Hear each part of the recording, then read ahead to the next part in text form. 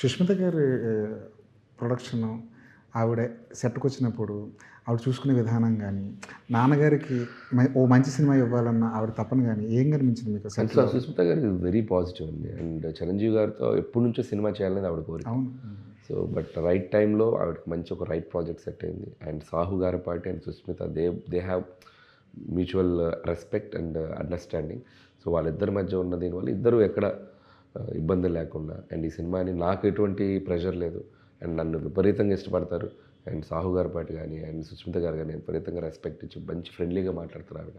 Being a Chiranjeevi గారి daughter never she shows any tantrums ఉండవు.